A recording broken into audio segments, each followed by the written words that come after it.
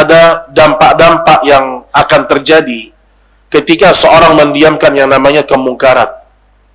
Yang pertama, kata Syekh Sa'di rahimahullahu ta'ala, mendiamkan kemungkaran akan dinilai sama seperti orang yang melakukan maksiat walau tidak melakukannya secara langsung. Nih itu tuh. Karena sebagaimana wajib menjauhi maksiat, maka wajib juga mengingkari orang yang melakukan maksiat. Jadi ketika ibu melihat kemungkaran, ibu tidak merubahnya, pada saat itu kita tuh hampir sama dengan orang yang melakukan kejahatan itu. Hampir sama. Misal kita duduk-duduk, teman kita sedang gibah nih. Kita sedang di situ dan kita dengar gibahan itu. Dan kita tahu ini gibah yang diharamkan Allah. Kita diam, berarti kita sama dengan dia. Sama-sama setuju menggibahi orang. Jangan. Jadi kata para ulama, mendiamkan maksiat sama seperti kita meridhoi perbuatan itu.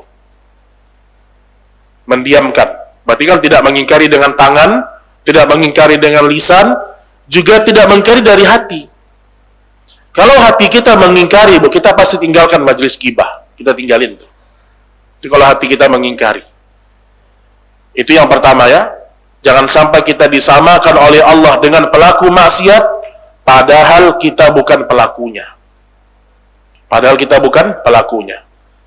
Kemudian yang kedua, dampak dari mendiamkan maksiat, mendiamkan kemungkaran atau maksiat, menunjukkan kita menganggap remeh tentang aturan-aturan Allah.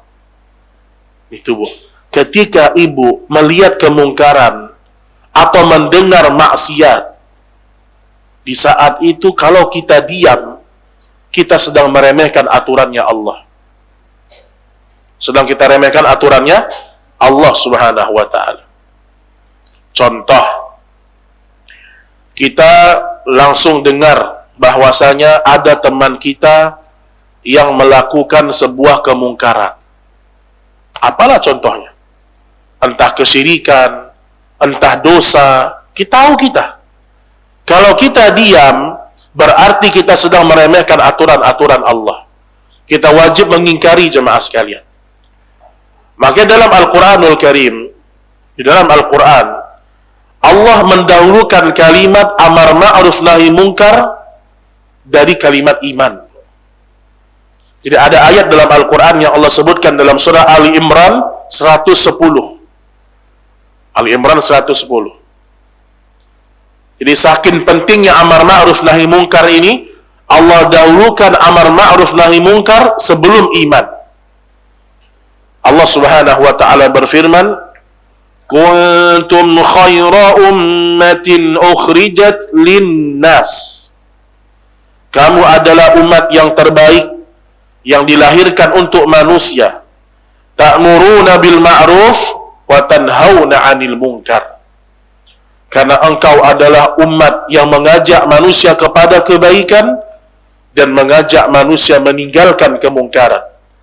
Wa tu'minuna billah. Baru kalimat iman. Dan kalian orang yang beriman kepada Allah. Ini, Bu. Jadi kalimat amar ma'ruf nahi mungkar Allah dahulukan sebelum kalimat iman.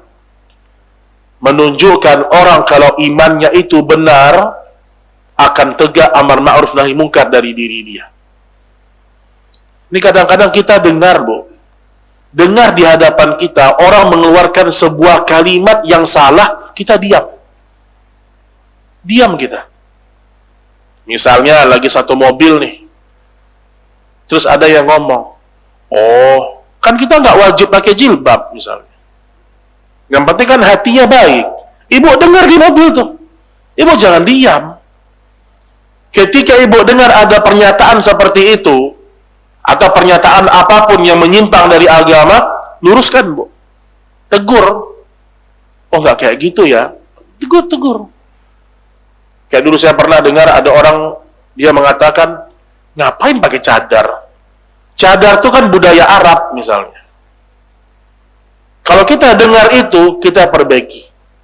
Atau ada orang mengatakan ketika satu mobil, satu rumah, atau satu majelis dengan kita, dia bilang, masa semua riba, semua nggak boleh, masa semua haram. Ibu punya kewajiban meluruskan.